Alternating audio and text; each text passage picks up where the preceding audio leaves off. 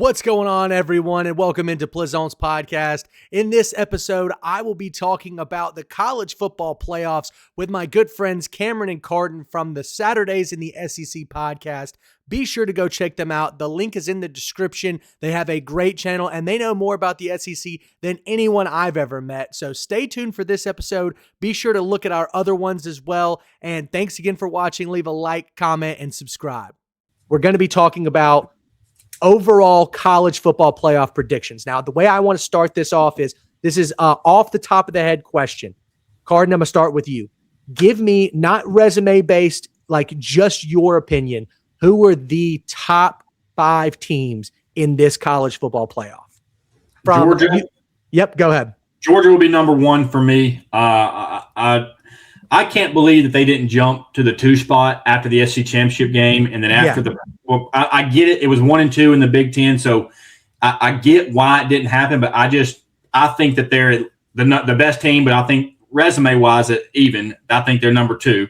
I think Georgia, Indiana, and then Ohio State, Alabama, and Texas A&M are my top 5 teams in that order. I find it really hard to see anybody playing on the same type of field, the same type of ball that Georgia's playing right now. Mm-hmm. I think that, like Cameron said, you talk about that bottom half, or the bottom half that A&M's in there in the tougher side of the bracket. Georgia's not an easy side of the bracket because they're in the same side, but their draws that they could get, I think that they're light years better than each team on the bottom half of that bracket. So I think Georgia's got not the easiest path, but the most realistic path if you're just looking at it on paper. They're my number 1 team. They're my favorite to win it all. We very well could get another Alabama-Georgia national championship game. What a treat for SEC fans. What a punishment for the rest of the country, man. Let's hear it from Cam. What you got? Well, I'll say this. So I've in the comments of our TikTok page, I've been called a Georgia homer, and this segment right here, I'm only going to throw gasoline on that flame. So I'm taking the Dogs to win the whole thing. What's that coming down the track? It's the Georgia Bulldogs, because I think they're playing as well or better than anybody in the country right now. So I'll go Georgia, Indiana, Ohio State.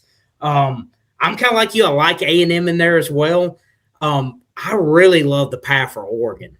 I love the 5 seed in this current playoff format because Oregon's dealt with some injuries down the stretch. They didn't play in the Big Ten title game, so they've had 3 weeks coming in this game. As I highlighted earlier, every team with a bye lost last year. Like I said, I don't know if that's a trend yet or not. That was only a 1 playoff scenario. So, but they basically get 3 weeks off, what amounts to a warm-up game, then plays Texas Tech, still going to have 12 to 13 days off before that. I don't think they're going to be as rusty as Texas Tech coming off their long layoff. I think Oregon gets to the national title game. I think it's Georgia versus Oregon. And I think Georgia gets it done. But I like the Texas Tech team a lot too. I just think with the way it sets up, I like that for Oregon a lot. I think they beat Texas Tech. Hot take, I think Oregon beats Alabama in the semifinals. I think Alabama gets Oklahoma and Indiana. I just don't think the chalk's going to hold the whole playoff. Like it certainly didn't last year. I may be picking the wrong team to pull the upset there. It may be somebody else in this bracket, but my semifinals, I've got Georgia over Ohio State. I got Oregon over Alabama, and then I've got Georgia beating the Ducks. Kirby beat one of his proteges to win another national title. Okay. All right, so I did my official playoff predictions last week, and my shocker that I think I'm changing my mind about as we've been talking is I had Oklahoma beating Alabama, beating Indiana, and then I actually had Texas Tech over Oregon because of all of their injuries. And I had Oklahoma in the national championship game. My top 5 teams right now are, I think Ohio State as number 5. Situationally, they have not been great. And I think it has to do with the fact that they're green offensively. Like Jeremiah Smith is the most, Carnell Tate as well, but they're probably the two most experienced players on this offense, and they've not played 2 full seasons of college football. Right. So I think situationally that's tough to deal with. You've got what is it Bo Jackson, right? Bo Jackson, part 2, 1,000-yard rusher. He's a freshman. And then Julian Sayin has only started 1 full season of college football. Not even 1 full season, actually. So Ohio State is a team that concerns me because their offense has to perform at a high level to beat Georgia. I don't think that they can do that. So number 5 is Ohio State. Number 4 is Indiana. And once again, flaming hot take right now. They're 13-0. They just beat Ohio State. But there is something about this offense that is worrisome to me. The fact that they win in such close fashion. You can talk about Penn State. The game that I want to point to is the Iowa game that they played earlier this year. That Iowa team, in my opinion, is probably one of the worst Kirk Ferentz teams of the 2020s, and they went toe-to-toe with Oregon, and they went toe-to-toe with Indiana. The difference in those 2 games was Oregon was in a rainy slop fest, and they were extremely injured. Indiana was not.